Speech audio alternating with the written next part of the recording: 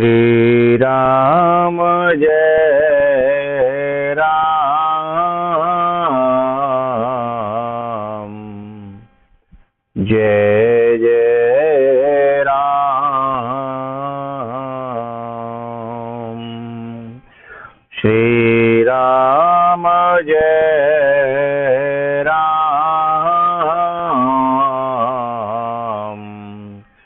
जय जय राम।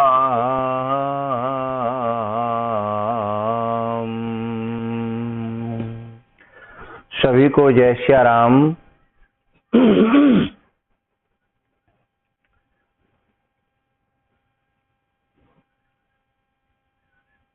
जब अयोध्या से चिट्ठी आई तो भरत जी महाराज उस समय खेल रहे थे। उनके किसी सखा ने आकर के कहा कि पता है एक चिट्ठी आई है, तो उन्होंने वो खेल वहीं के वहीं छोड़ दिया और दौड़ पड़े। तो प्रश्न खड़ा होता है कि भरत जी को बहुत बड़ा प्रेमी बताया जाता है कि भरत जी बहुत बड़े प्रेमी थे, शायद भरत जैसा प्रेम किसी का न हो। और लोग यहां तक भी कहते हैं कि भरत तो साक्षात राम जी का धरे देह जन राम स्नेहु, राम का स्नेह ही प्रेम ही साक्षात देह धारण करके घूम रहा हो। ऐसा भी लोग कहते हैं। लेकिन एक बात समझ में नहीं आती, भरत जी को छोड़ करके राम जी चले गए और भरत जी मस्त खेल रहे हैं, तो ऐसा कैसा प्रेम? क्योंकि आजकल तो देखा जाता है यदि किसी भाई प्रेम भक्त और भगवान का हो, गुरु और शिष्य का हो, पत्नी और पति का हो, बाप बेटे का हो, माँ बेटी का हो, कोई भी प्रेम हो, यदि प्रेमी कहीं दूर चला जाए तो क्या उस नारी को गहने, खाना, खेलना, हंसना यह भाता है? नहीं भाता। और एक संत ने तो कहा है, एक नारायण दास संत हुए हैं, उन्होंने कहा है विषय भोग निद्रा हसी जगत प्रीते बहु भांति, नारायण हरि भजन में, अथवा कहो नारायण हरि प्रेम में, ये पांचों न सुहात। एक बार सभी गोपियां मिलकर के जब भगवान चले गए तो आपस में वार्तालाप कर रही थी। एक कह रही थी कि आज सपने में मेरे कन्हैया आया और पता है मेरी मटकी उठवा रहा था। मेरी मटकी भारी थी, यमुना के तट पर मटकी उठवा रहा था।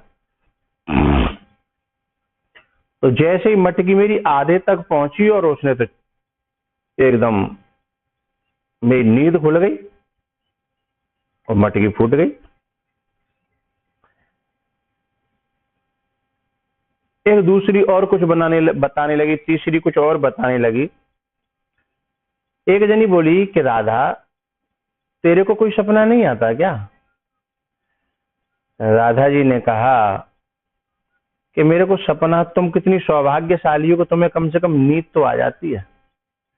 हमें सपना तब आए जब हमको नींद आए, तुम्हें तो नींद आती है। इसका मतलब है कि सच्चे प्रेमी को नींद तक नहीं आती। विषय भोग निद्रा हसी जगत प्रीति बहुभांत, नारायण हरि प्रेम में ये पांचों न सुहात।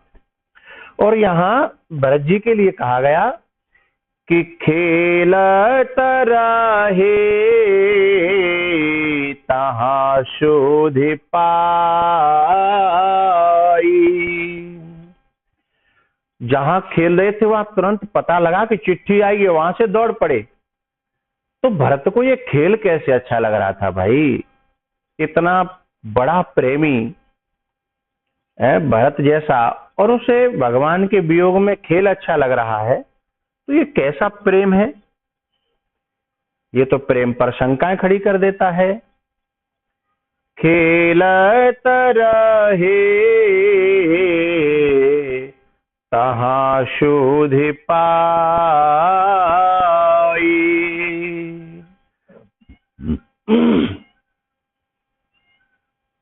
यदि जैसे भगवान के वियोग में भरत जी को तो किसी कोप भवन में पड़े होना चाहिए था, न उन्हें खेल सुहाना चाहिए था, न विषय भोग निद्रा हंसी जगत प्रीत बहुभांत, और यहाँ तो ये मस्त खेल रहे हैं।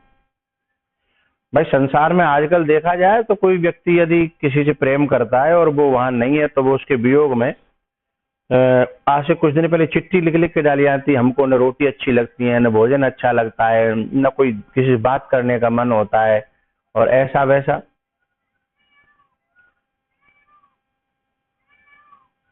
लेकिन अभी चिट्ठी नहीं है तो फोनों के द्वारा ये संदेश जाते हैं कि जब से आप चले गए हो इसका हाल बहुत बुरा है, ऐसा है वैसा है, और तुमको बिल्कुल चिंता नहीं है। लेकिन यह भरत जी के चरित्र में ऐसा कुछ दिखाई नहीं दे रहा। न तो ये कंडीशन दिखाई दे रही हैं, और नहीं मिल जाने पर, जैसे आजकल लोग एहसान जताते हैं ना, बहुत से लोग एहसान जताते हैं, जैसे शादी हो गई किसी की और साल 2 साल बीती तो नारी कहती अरे मेरे घर तो बड़े अच्छे अच्छे रिश्ते आए थे और मेरे कर्म फूट गए जो मैंने तुमको पसंद कर लिया, मैंने तुमको माला डाल दी है। और पता है वो फलाने जगह का जो विधायक था उसका लड़का का रिश्ता मेरे लिए आया था, वो भी फ्री में। मतलब अपने मन में बैठे हुए व्यभिचार का प्रदर्शन। वो नारी ये भी नहीं समझ रही कि ये प्रेम नहीं है, ये व्यभिचार है, कि यहां रह करके भी अभी तुझे दूसरों का ध्यान है, यहां रह करके भी तू दूसरों से जो तुम्हें ऑफर मिले, बहुत से तो पहले की करती, बहुत से वर्तमान के भी, कि अभी भी फलानी जगह से मेरे लिए लोग तैयार हैं। अब इस बेवकूफ को ये नहीं पता कि ये प्रेम नहीं, ये तेरा व्यभिचार बोल रहा है। और इसे प्रेम का नाम दे करके, प्रेम में कभी एहसान नहीं होता, एहसान की वृत्ति ही नहीं होती। भरत के चरित्र से बड़ी बातें उभर करके आती हैं। तो भरत जी जो खेल रहे हैं, यदि भरत जी का प्रेम असली न होता, भरत जी भी इसी प्रकार से कहीं न कहीं कोप भवन में पड़े होते कि बताओ आप हमें छोड़ करके चले गए हैं और हम यहाँ अकेले मर रहे हैं, हम तो यहाँ भोग रहे हैं, तुम तो मस्त दुनिया में घूम रहे हो, ऐसा भरत जी भी कह सकते थे। लेकिन नहीं, भरत जी का जो प्रेम है वो चाहते हैं कि मेरा प्रेम बढ़े घटे ना, क्योंकि जो अपने प्रेम को बढ़ाना चाहेगा वो अपने प्रेम को छुपाना चाहेगा, और जो अपने प्रेम को बर्बाद करना चाहेगा वो अपने प्रेम को गाएगा, एहसान जताएगा, अपने प्रेम का एक एक पहलू लेकर के गिनाएगा। तो जो गिनाने वाले हैं ना, अच्छा कुछ लोग तो मिले हुए प्रेम को गिनाते हैं, कुछ लोग बिना मिले हुए प्रेम को भी गाते हैं। अरे पता है हमें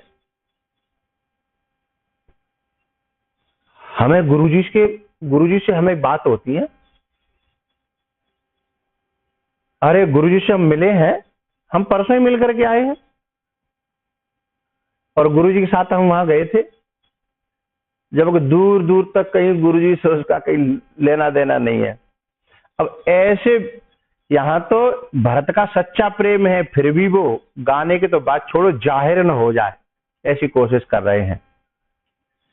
लेकिन जहां केवल समाज में एक खोखली प्रतिष्ठा पाने के लिए लोग झूठ का सहारा लेकर के प्रेम का दर्शन नहीं करते, प्रेम का प्रदर्शन करते हैं, उनकी तो भगवान जाने कौन सी गति होगी। लेकिन यहाँ भरत जी के प्रेम से हमें बहुत सारी शिक्षाएं मिलती हैं।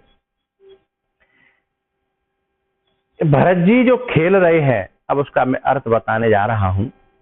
भरत जी जो खेल रहे हैं उसमें एक तो अपने प्रेम प्रकट न हो जाए इसलिए खेल रहे हैं, और दूसरा खेल में भी अपने प्रेम को पुष्ट कर रहे हैं। बोले कैसे?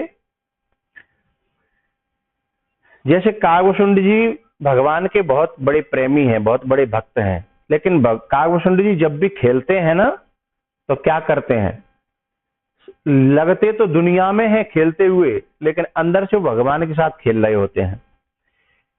खेलऊं तहूं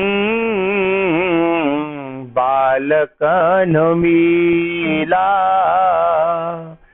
करऊं सकल रघुनायक लीला, करऊं तहूं रघुनायक लीला। तो कागभूषुंड जी कहते हैं कि मैं जब भी खेलता था तो उसमें राम जी की लीलाओं का दर्शन करता था। मुझे खेलता तो संसार में था, लेकिन मेरे भीतर राम जी की लीला चलती थी। तो ये केवल मैं अनेकों प्रेमियों के दृष्टांत यहां दे सकता हूं। इस प्रकार जो सच्चे प्रेमी हुए हैं, नकलियों की तो बात अलग है, सच्चे प्रेमियों में एक गोपियों का भी 10वें स्कंद के 30वें अध्याय में 14वां श्लोक है, 10, 30, 14। इत्युन्मत्तवचो गोप्यः कृष्णान्वेषण कातरः, कृष्णान्वेषण कातरः। कृष्ण अन्वेषण कातरः, कृष्ण को खोजने में इस प्रकार से वो गोपियां बोलने लगी, बात करने लगी, खेलने लगी। बाहर देखने को वो खेल रही हैं, लेकिन भीतर अंदर कृष्णान्वेषण कातरः, कृष्ण की खोज में बड़ी कातर माने व्याकुल हैं। और क्या कर रही हैं? लीला भगवतस्तास्ता यनुचक्रुस्तदात्मिकः, वो भगवान की लीलाओं को ही कर रही हैं, और भगवान की लीला करते करते भगवान मय हो गई हैं। उनका चित्त भगवान के आकार का हो गया, तदात्मिका, तद आत्मिका, उसी में हो गई है, भगवान में। इसलिए तो वो कभी कोई गोवर्धन उठा लेती है, कहती है आओ आओ मेरे गोवर्धन के नीचे आ जाओ। इसका मतलब सो हम जैसे होता है वैसे ही वो कृष्णो हम हो गई हैं। तो जब कोई प्रेमी प्रेम में सचमुच डूबता है तो अपने प्रेमी से अभेद अनुभव करता है, उसे अलग अलग महसूस नहीं होता। और जब तक अलग अलग महसूस हो रहा है और ऊपर से फिर एहसान और ताने और अनेकों प्रकार की यदि वार्तालाप हो रही है तो प्रेम नहीं है, प्रेम का नाटक है। कहीं ना कहीं मन का व्यभिचार जुड़ा हुआ है, कहीं ना कहीं मन व्यभिचारी है, और मन को कोई सुख चाहिए, वह सुख नहीं मिल रहा तो वो झुंझलाता है, वह मन अकुलाता है, वह मन खींचता है। लेकिन प्रेमी के मन में ऐसा नहीं होता। और यदि ये सब विकार हमारे अंदर जग रहे हैं तो अपने इस सुख की इच्छा को प्रेम मत समझ लेना, इसको स्वार्थ कहते हैं। तो भगवान के प्रेम में भरत जी खेल नहीं रहे, बोले तो खेल को ही करहु सदा रघुनायक, करहु सकल रघुनायक लीला, वो सारी भगवान की लीलाएं कर रहे हैं। तो प्रेम में अपने प्रियतम का दर्शन होता है, संसार में प्रेम का प्रदर्शन नहीं होता। और यदि संसार में प्रेम का प्रदर्शन है और मन में झुंझलाहट है, मन में खीज है, क्योंकि प्रेम बहुत रसात्मक होता है, रसमय होता है, और जहां रस होता है वहां झुंझलाहट कैसी, वहां क्रोध कैसा। मानो जो जलेबी चाशनी में डूबी होए तो मानो कड़वाहट कहां से आ जाएगी, और कड़वाहट हो रही है तो चाशनी में डूबी नहीं है, नाम की जलेबी है। जब आदमी प्रेम में डूब जाता है तो वो इतना रसीला हो जाता है, इतना रसीला हो जाता है कि फिर उसके जीवन में झुंझलाहट नहीं होती, स्वयं सुख की इच्छा तो कभी होती ही नहीं है। और हम जब ये गिनाते हैं कि हमको फलानी जगह से इतना सुख मिल रहा था लेकिन हमने तुम्हारी खातिर ठोकर मार दी, हमें फलानी जगह से ऐसे ऑफर आ रहे थे लेकिन हमने तुम्हारी खातिर ठोकर मार दी, ये तो बड़ा भयंकर व्यभिचार है। हमारी अभी भी बाहर से आने वाले सुखों पर दृष्टि है, और दूसरा हम उन सुखों को कहीं ना कहीं आकर्षित कर रहे हैं, व्यभिचार को आकर्षित कर रहे हैं सुख की तलाश में।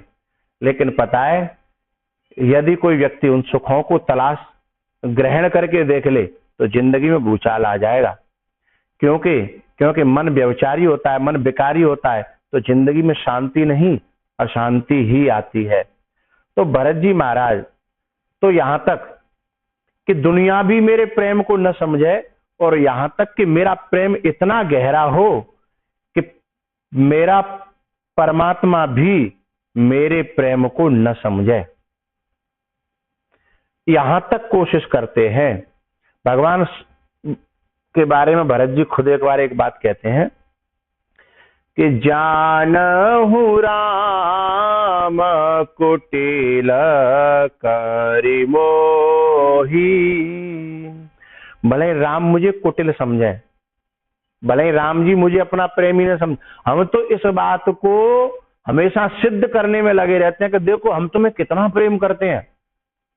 लेकिन भरत जी क्या कह रहे हैं, जाने हो राम कुटिल करि मोही, लोग कहऊ गुरु साहिब द्रोही, जानहु राम कुटिल कर मोही। हम तो समाज में भी और अपने प्रेमी के आगे भी यह सिद्ध करने की हजारों सच्ची और झूठी कोशिशों में लगे रहते हैं कि हमारा झूठा प्रेम सच्चा साबित हो जाए। अच्छा एक बात बताओ, सच्चाई को कभी कुछ सिद्ध करने की जरूरत पड़ती है? झूठ को हमेशा सिद्ध करने की जरूरत पड़ती है, सच्चाई को कभी सिद्ध करने की जरूरत नहीं पड़ती। और हमें कहीं सिद्ध करने की जरूरत पड़ रही है तो कहीं ना कहीं हमारी सच्चाई में अभी कमी है। तो यह भरत चरित्र से हमें बहुत सारी शिक्षाएं प्राप्त होती हैं।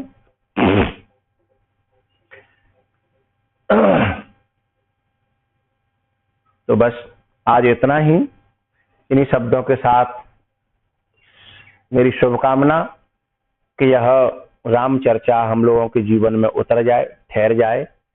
इन्हीं शब्दों के साथ सभी को जय श्री राम, मंगल हो, कल्याण हो, खुश रहो, आनंद करो।